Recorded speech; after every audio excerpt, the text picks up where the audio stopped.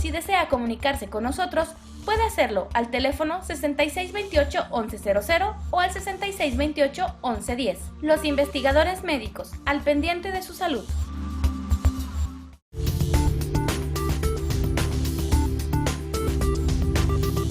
Nos agrada tener contacto con ustedes, así que le invito a que nos sigan en nuestras redes sociales. En Facebook nos encuentran como Los Investigadores Médicos, también estamos en Twitter, en YouTube, así que ahí puede darle replay a nuestros programas.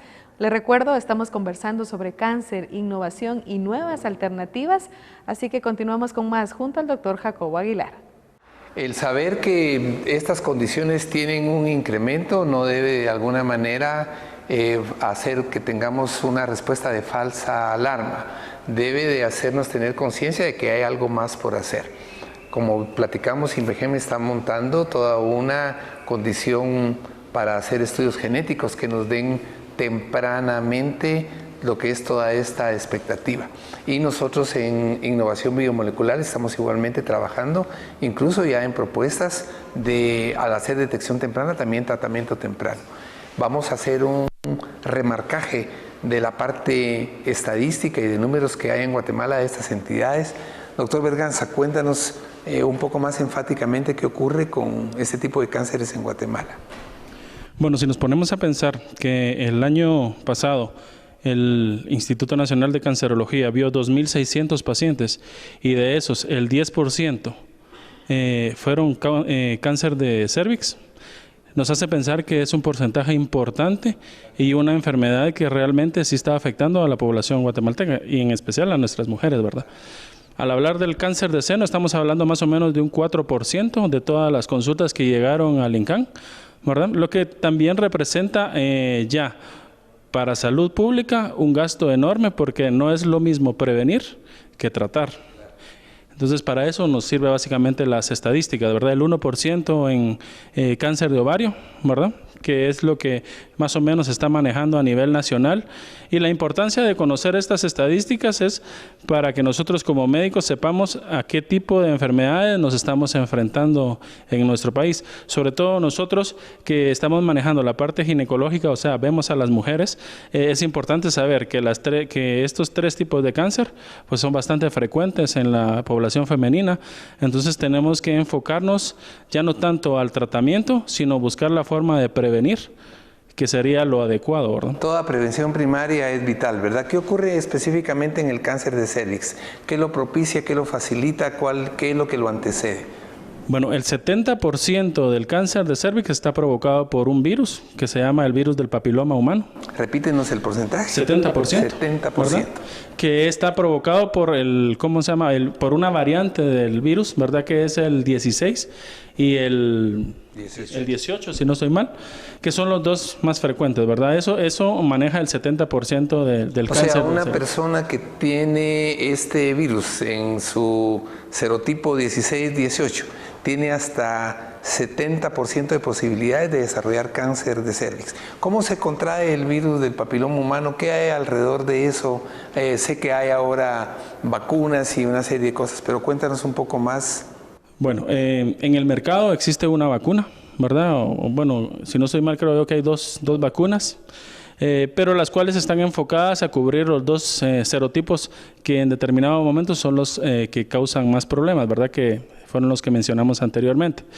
También hay la otra vacuna aparte, trae incluido dos serotipos, que es el 6 y el 3, si no estoy mal, que causan, ¿cómo se llama?, verrugas, que son unas lesiones que se pueden observar a nivel del papiloma, que le llamamos papilomatosis, que es cuando ya se expresa la enfermedad a nivel genital, digámoslo así, y que es visual. Claro. La vía de transmisión básicamente es sexual.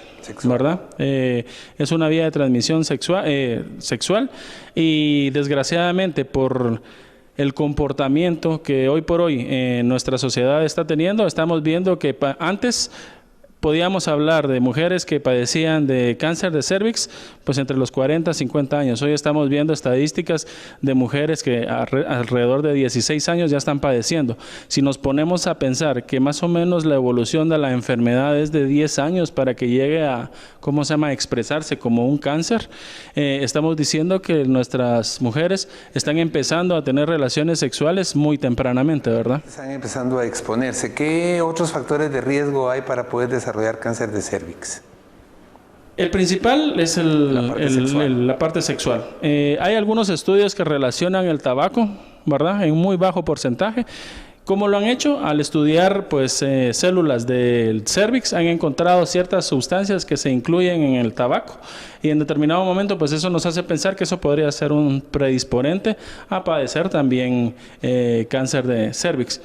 Hay algunos estudios que también mencionan el tipo de alimentación, ¿verdad?, en donde algunas culturas que tienden más a tener otro tipo de alimentación, pues en determinado momento su sistema inmunológico está mejor y esto como que en determinado momento previene el hecho de llegar a padecer este tipo de enfermedades.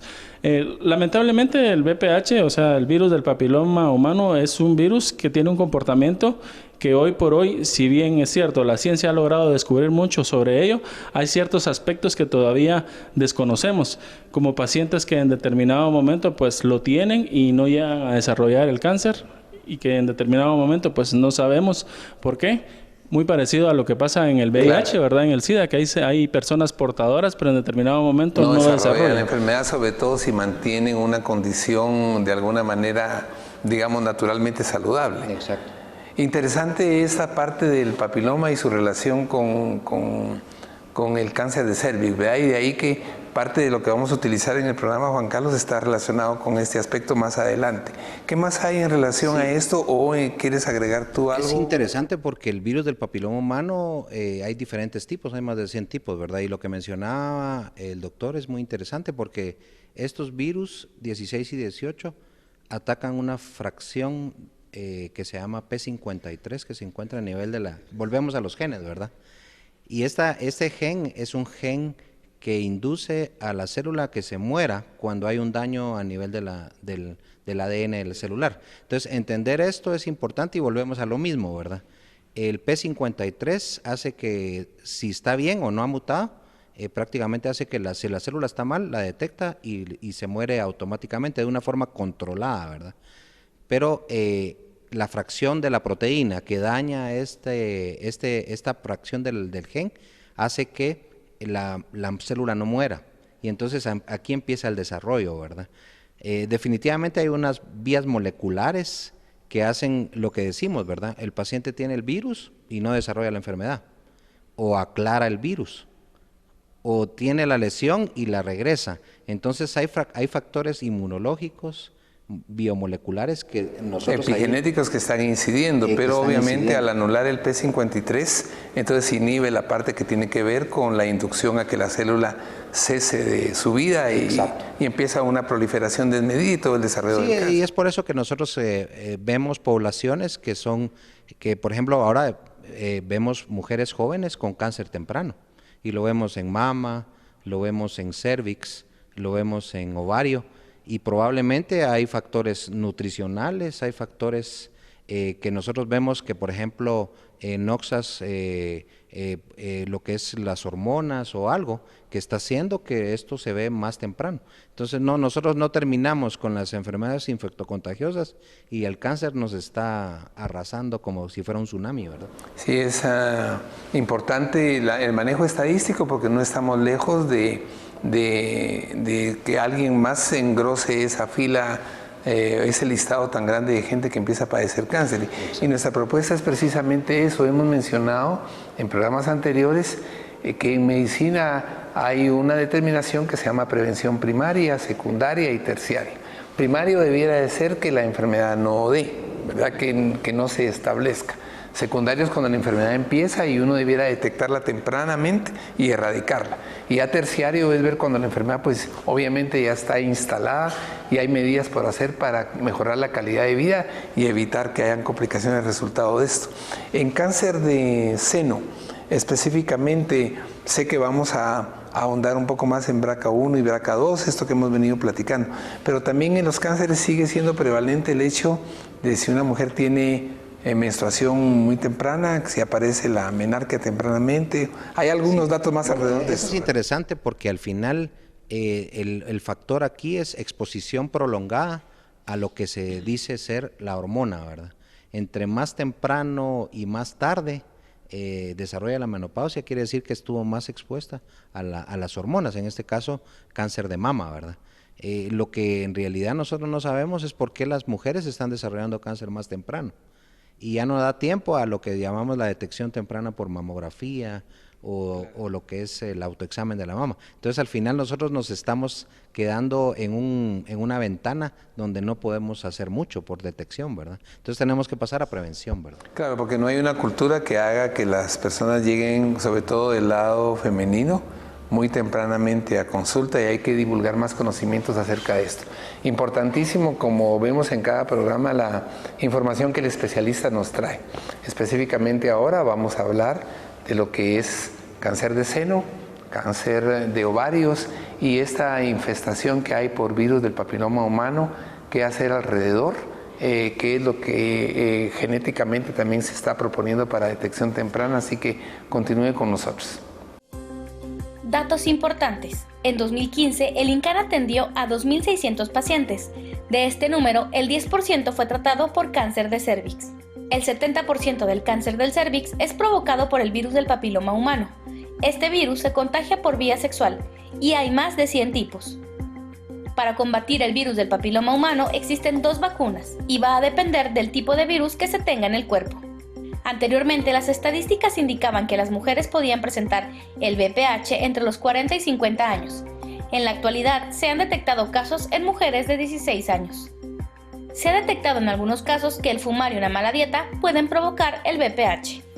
Usted continúa viendo el programa Los Investigadores Médicos. Estamos conversando sobre cáncer, innovación y nuevas alternativas. Y es momento de compartir con usted un ¿sabías qué? ¿Sabías que? La concentración más alta de la incidencia del cáncer de cuello uterino está en el centro de América del Sur, con aproximadamente 71.000 casos por año. En África subsahariana, con 78.000 por año, seguido de India y el sudeste asiático, con un total aproximado de 266.000 por año. La incidencia más baja para este tipo de cáncer es en América del Norte, Europa y Australia. Esto se debe a programas especiales disponibles en esos países que tienen como objetivo atraer a las mujeres a hacerse pruebas de detección de cáncer de cuello uterino, como la prueba del Papa Nicolau para identificar células precancerosas tratables. ¿Sabe usted qué es el BRCA1 y el BRCA2? Al regresar le damos los datos. Y más adelante hablaremos sobre las nuevas propuestas para la detección temprana del cáncer. Ya regresamos.